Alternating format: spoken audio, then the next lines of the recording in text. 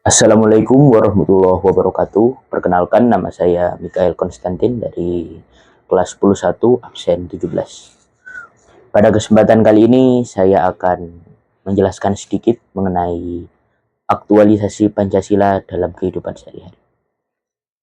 Baik, langsung saja kita akan masuk ke dalam sila pertama.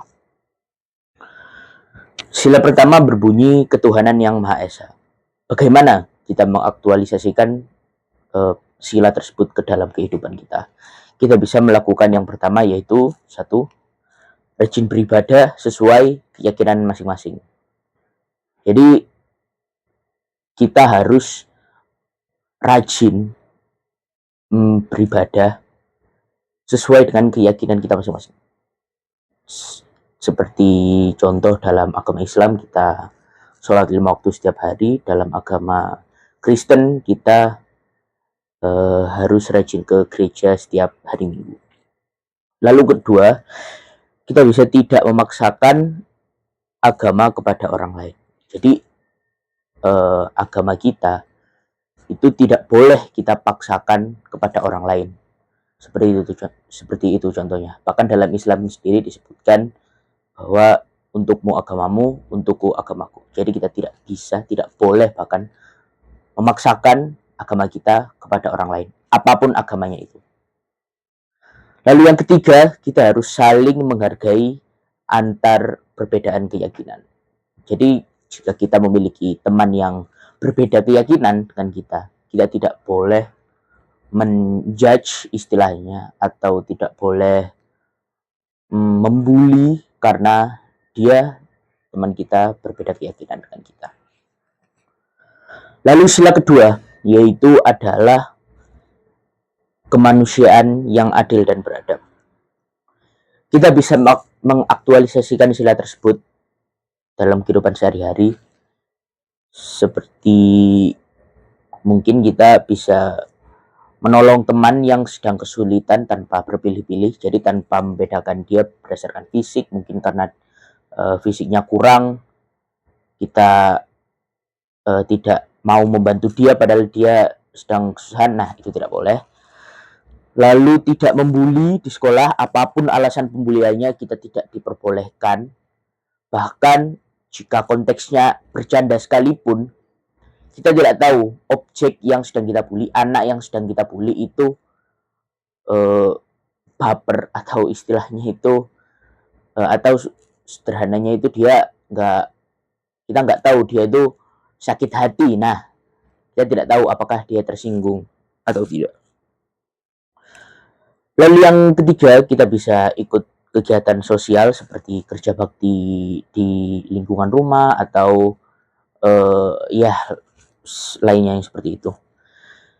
Sila ketiga berbunyi Persatuan Indonesia. Jadi kita bisa mengaktualisasikan sila tersebut dengan cara ikut serta membersihkan lingkungan, ikut kerja bakti, lalu menghargai budaya daerah lain. Lalu yang ketiga, menggunakan bahasa dengan baik untuk komunikasi antar daerah. Saya ulangi. Menggunakan bahasa Indonesia yang baik untuk berkomunikasi antar daerah. Jadi setiap daerah itu pasti memiliki yang namanya bahasa daerahnya masing-masing. Ada bahasa Jawa sendiri, ada bahasa Sunda, ada bahasa Aceh, atau ya itulah. Dan kita harus bisa berkomunikasi dengan mereka, karena kan kalau kita berbicara dengan orang Aceh menggunakan bahasa Jawa, otomatis orang Aceh tersebut tidak akan paham dengan apa yang kita katakan. Jadi kita harus menggunakan bahasa Indonesia sebagai perantara supaya komunikasi jadi lebih mudah. Yang keempat, yaitu silanya berbunyi kerakyatan yang dipimpin oleh hikmat kebijaksanaan dalam permusyawaratan perwakilan.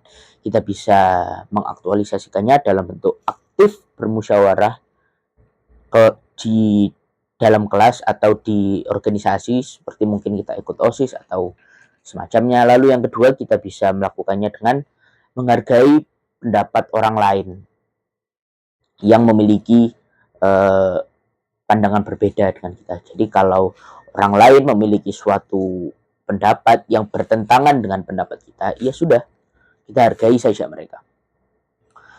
Lalu yang ketiga, kita bisa menerima hasil keputusan yang sudah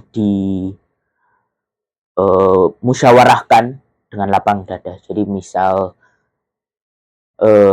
dalam sebuah musyawarah,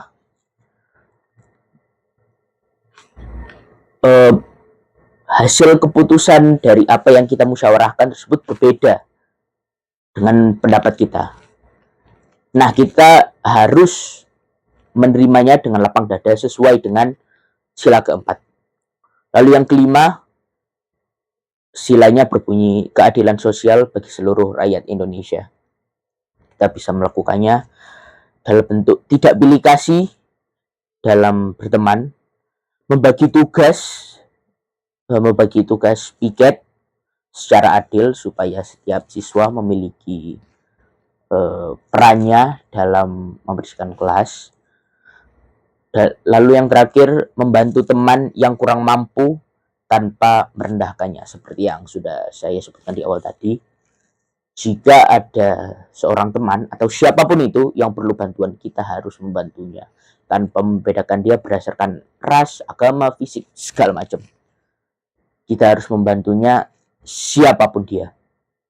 Begitu. Ya, mungkin itu yang bisa saya sampaikan sedikit mengenai aktualisasi Pancasila dalam kehidupan sehari-hari. Sekian yang bisa saya sampaikan. Terima kasih. Wassalamualaikum warahmatullahi wabarakatuh.